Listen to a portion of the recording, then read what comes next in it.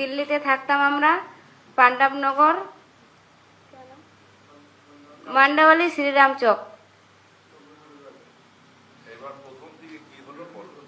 প্রথম দিন একদিন আমাদের ঘরে 4টা লোক এসেছিলেন। তারা এসে বললেন আমরা পুলিশের লোক, আমাদেরকে আধার কার্ড দেখান। আমি আধার কার্ড বের করে দিতে দিতেই ওনারা বললেন আপনার হাজবেন্ড কোথায়? আমি বললাম আমার হাজবেন্ড কাজে গেছে, ও এখন বাড়িতে নাই। ওনারা বলল আপনারা বাংলাদেশি, আপনারা এখান থেকে পালাবার চেষ্টা করবেন না। আমি বললাম আমরা যে বাংলাদেশি না, তো আমরা কেন পালাবো? আমরা পালাবো না, আমরা এখানে আমাদের ডিউটি আমরা ঠিকই পালন করব। আমরা এখান থেকে কোথাও যাব না।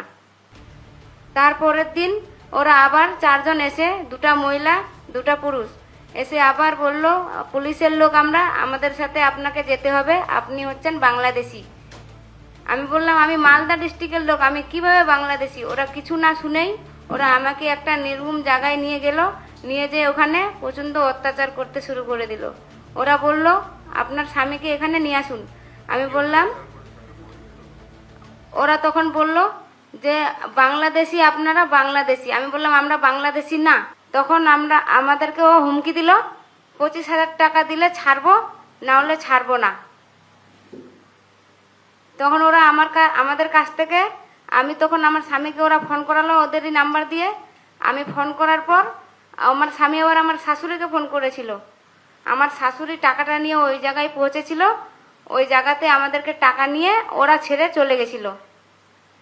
চলে যাওয়ার পর আমরা বাড়িতে গেলাম। বাড়িতে যাওয়ার পর সন্ধ্যার সময় পুলিশ ঢুকে গেল। পুলিশ, মিডিয়াওয়ালা সবাই ঢুকে আমাদেরকে মিডিয়াওয়ালা পুলিশের হাওয়ালে করে দিল। পুলিশ আবার আমাদেরকে থানায় নিয়ে চলে গেছিল। থানায় নিয়ে যাওয়ার পর আরো অত্যাচার শুরু করে দিল। বলল তোমরা পশ্চিমবঙ্গের লোক, পশ্চিমবঙ্গের লোক মানেই তো বাংলাদেশি, পশ্চিমবঙ্গ মানেই বাংলাদেশি। এরকম করার পর আমাদেরকে 3 জনকে 3 জায়গায় করে দিয়েছিল, কারোর সাথে কারো দেখা করতে দিচ্ছিল না। আর ওরা উপর থেকে হুমকি দিচ্ছিল, বললো যে আমাদেরকে মমতা এভাবে এভাবে করতে বলেছে। এত ভয় দেখাচ্ছিল, এত অত্যাচার করছিল, বলার শেষ নাই। বাচ্চাগুলোকেও থাকতে দিচ্ছিল না, সাথে কেড়ে কেড়ে নিয়ে চলে যাচ্ছিল।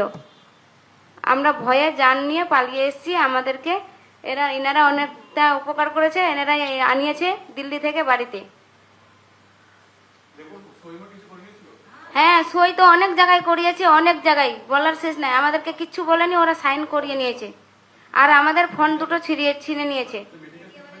মেডিকেল ট্রিটমেন্টে গেছিলাম, আমাদের কাছে ওই কাগজও আছে, কিন্তু ওনারা বলেছিলেন লাল বাহাদুর হসপিটালে বলেছিল 9টার সময় আল্ট্রাসাউন্ড করানোর জন্য। ওরা আল্ট্রাসাউন্ডও করায়নি, বাচ্চাটার ট্রিটমেন্টও করায়নি। আপনি কি আপনার ব্যবসা বৃদ্ধির জন্য বিজ্ঞাপন দিতে চাইছেন, কিন্তু বুঝতে পারছেন না কোথায় দেবেন, কত টাকা পড়বে সেই সব চিন্তা করছেন? তাহলে বলবো ওই সব চিন্তা ছাড়ুন, কারণ এই ভিডিওটা আপনারই জন্য। এবার নিউজ চ্যানেলের মাধ্যমে আমরা হাজার হাজার মানুষের কাছে তুলে ধরব আপনার ব্যবসা অথবা প্রতিষ্ঠানের বিজ্ঞাপন, তাও খুবই সামান্য কিছু টাকার বিনিময়, যেটা আপনি ভাবতেও পারবেন না যে এত কম টাকায় এত সুন্দর ভিডিও সহ বিজ্ঞাপন, তাও নিজের ব্যবসা অথবা প্রতিষ্ঠানের।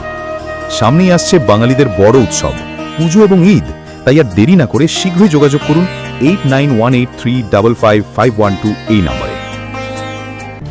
শুধুই খবর নয়, একমাত্র সত্য খবর।